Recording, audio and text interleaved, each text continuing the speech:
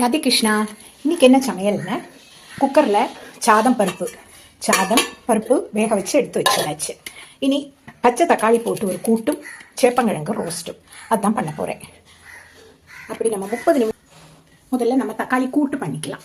அதுக்கு இதை ஒரு 1/2 கிலோ பச்சை தக்காளி அலம்பி நறுக்கி வச்சுருக்கேன். இதில் இது சட்டுன்னு வெந்துடுமா, ஒரு டம்ளர் தண்ணி போடும்.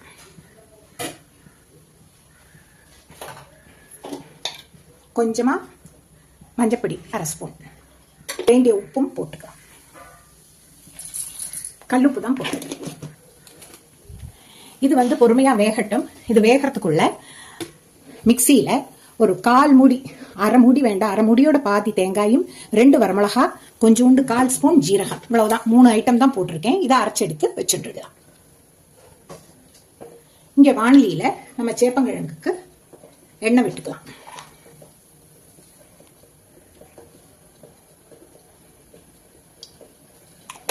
ஒரு டேபிள் ஸ்பூன் எண்ணெய் விட்டு இருக்கேன். இதுல 1 ஸ்பூன் கடுகு போட்டுக்கலாம். 1/2 ஸ்பூன் உளுத்தம்பருப்பு, ஒரு 1/2 ஸ்பூன் கடலைப்பருப்பு,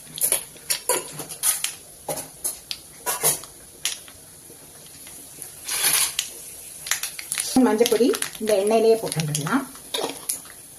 கொஞ்சோண்டு காயப்பொடி நம்ம எடுத்து வச்சுக்கிற இந்த குக்கர்லயே வேக வச்சு கட் பண்ணி வச்சுருக்கோம். தோலை உரிச்சு கட் பண்ணி வச்சுருக்கோம். கொஞ்சோண்டு உப்பு போட்டுக்கோங்க.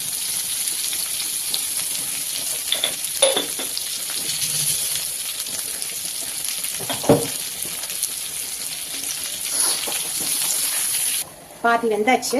அதுலேயே இந்த வெந்த பருப்பு ஒரு 50 கிராம், 1 கப்பு பருப்பு துவரம்பருப்பை குக்கரில் வேக வச்சு வச்சிருந்தேன் இல்லையா, அதையும் போட்டு பொடி போடுறேன். இது எல்லா பொரியலுக்கும் நான் பொடிச்சு வச்சுட்டு இருக்கேன். இப்படி நம்ம சேப்பங்கிழங்கு ரோஸ்ட்டு ரெடி ஆகிடுச்சு. இது நல்லாவே பருப்பும் எல்லாம் சேர்ந்து பொரிச்சாச்சு. இது நம்ம அரைச்சி வச்சிருக்கிறேன் தேங்காய், இதை போட்டுடலாம். 1 ஸ்பூன் கடுகு போட்டுக்கலாம். உளுத்தம்பருப்பு, 2 வரமிளகாய்,